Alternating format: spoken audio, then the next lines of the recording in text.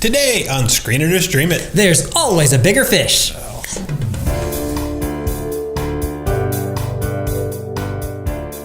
The Meg is rated PG-13 for action, peril, bloody images, and some language. The Meg is the story of a deep-sea rescue diver played by Jason Statham and a host of others in an underwater laboratory. State-of-the-art and spared no expense hardly do justice to the spectacular setting where scientists are out to test a hypothesis that they have found a deeper place in the ocean than previously thought possible. So they send a team down to explore the icy depths of the ocean, and trouble immediately strikes. Of course it does. The team gets stranded and cut off from their base, and so a rescue has to be mounted.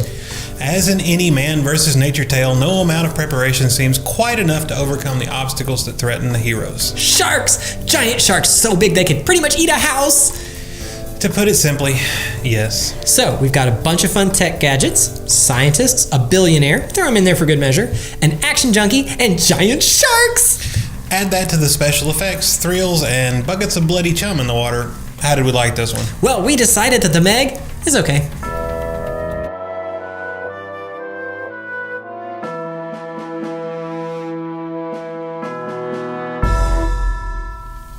Okay, so just okay. I mean, I think I liked it probably better than everybody else did, but my expectations were fairly managed. I was expecting just some fun, explosions, which, well, we got that. It did have problems, of course. I'm not blind to the issues. So you are like uber science, pointing out that's wrong, the physics is wrong, the science is wrong, that thing can't be there. That's true. And this entire movie was just as I'm watching, I'm like, and we come out and you're like, it's all right. And I'm like, where's the? I heard you from 3 seats over. Where's the outrage? Well, we can walk out of Star Wars, and the first thing he starts doing is that can't exist. They can't really have lasers in space. And then I'm like, oh man, Josh is just gonna tear this apart. And we come out of the Meg, and he's like, that's pretty good. I like that.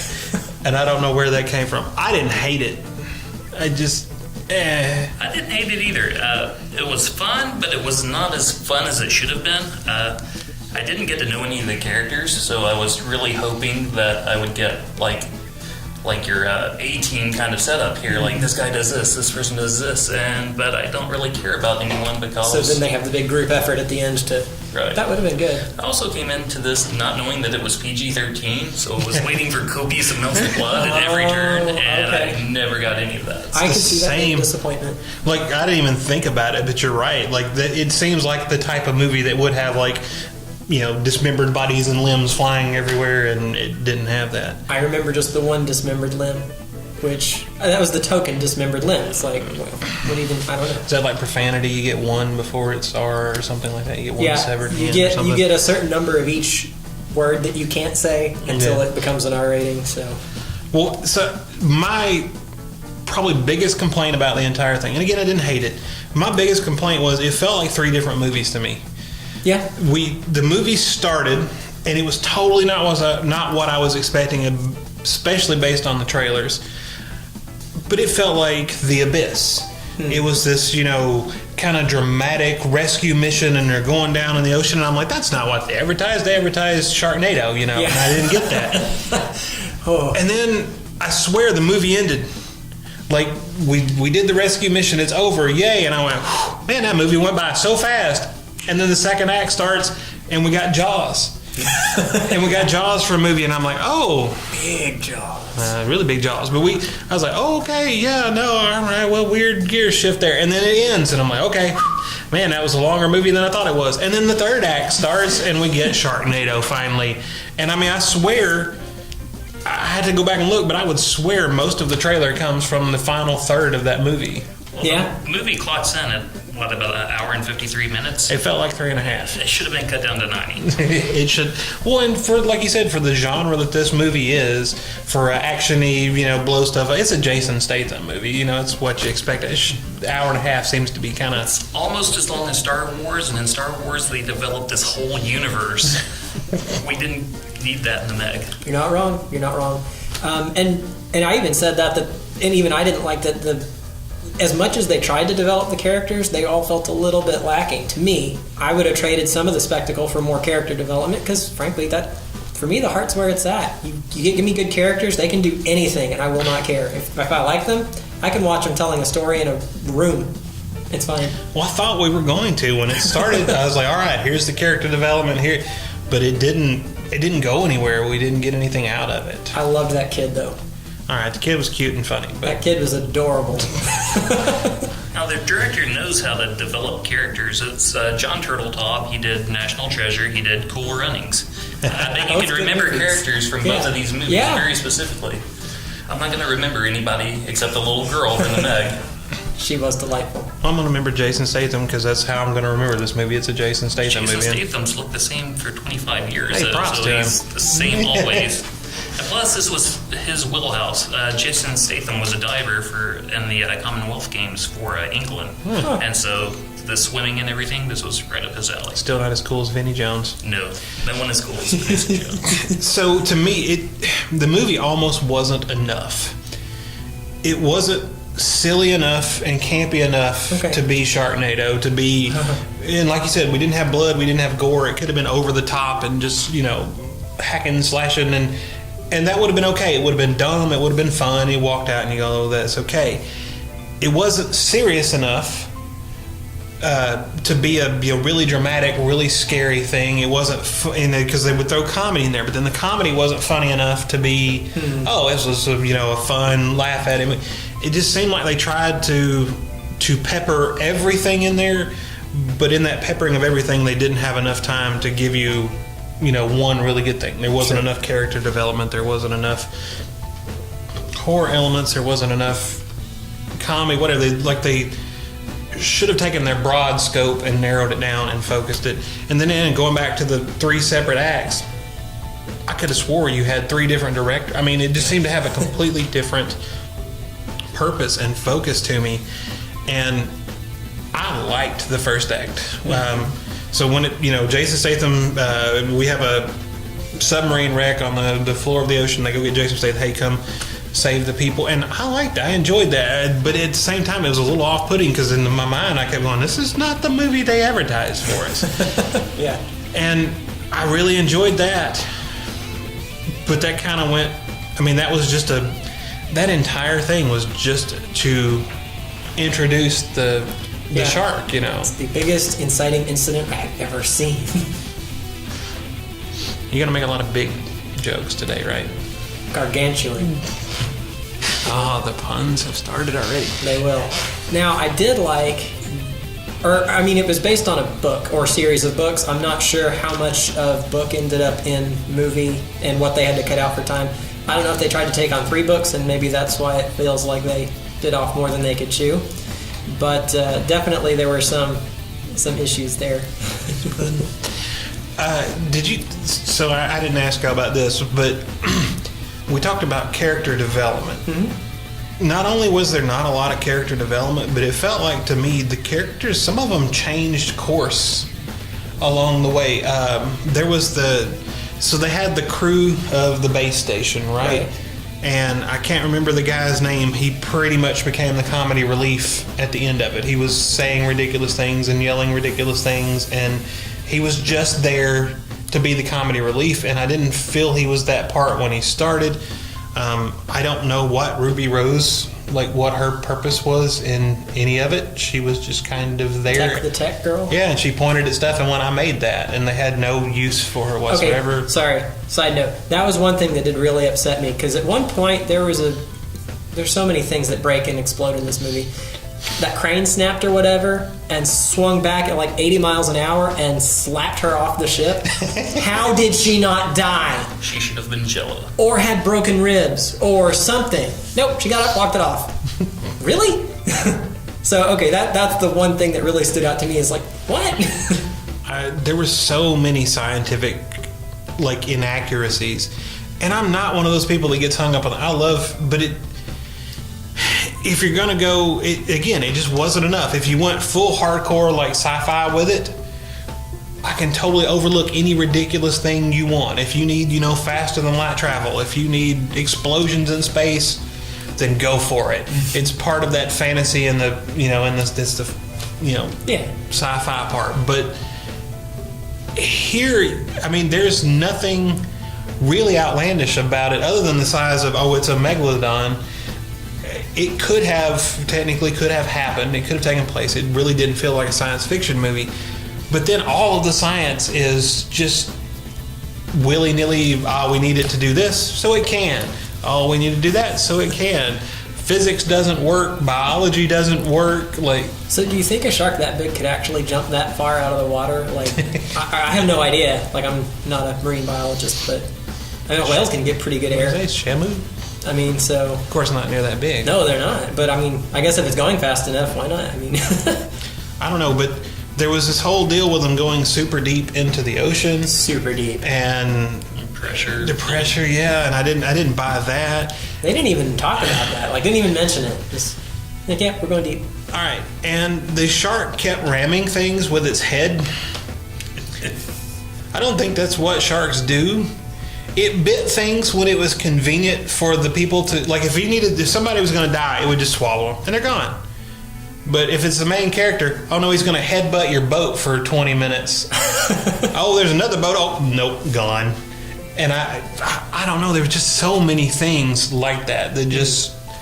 and again, maybe I'm reading too much into it. I'm trying to make it a good movie when it just never was destined to be a good movie. But and I think that's why it fits into the...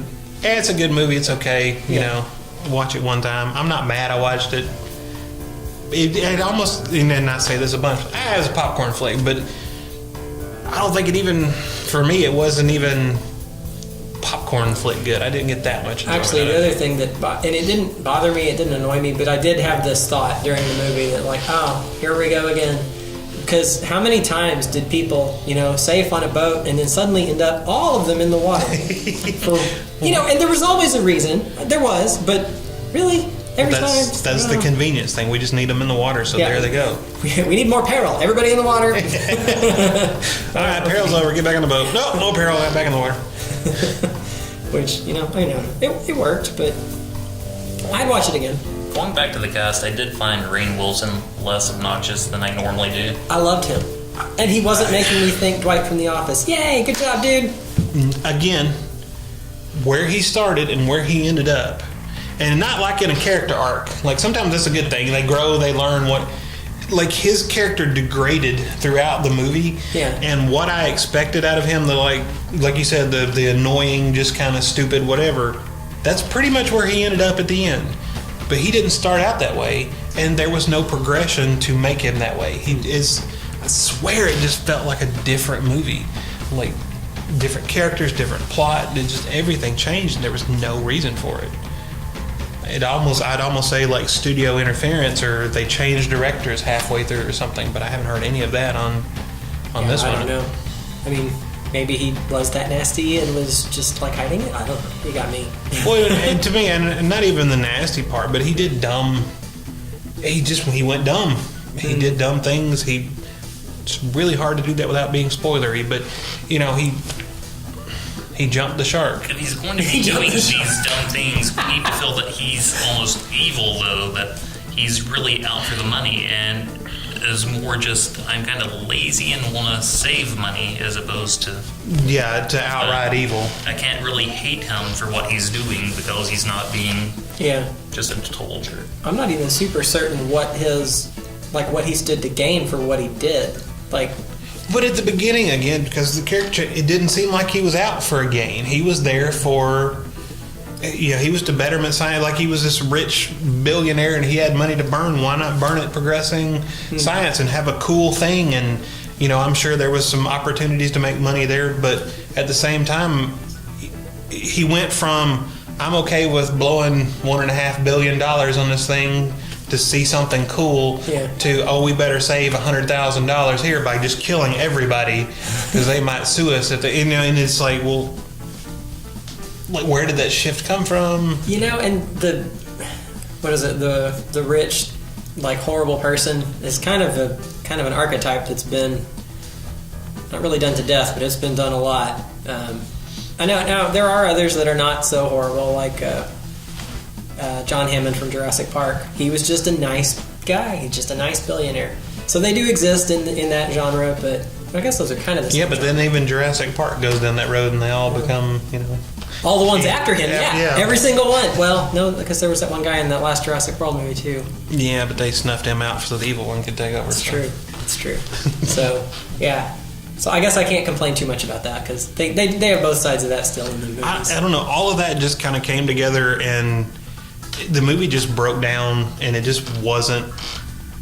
It wasn't fun enough to be enjoyable to me. And again, it was just kind of okay. It wasn't fun enough to be enjoyable. It wasn't serious enough to make me think. It wasn't scary enough to make me scared. It wasn't funny enough to make me laugh. It just was kind of blah. It was bland. Now, the jump scare count, I will complain about that. So there were, 5, 6 good attempted jump scares? Yeah. I say attempted because only one got me. It got me good, that one. It was good. But the rest of them, So, nice try. Try harder next time.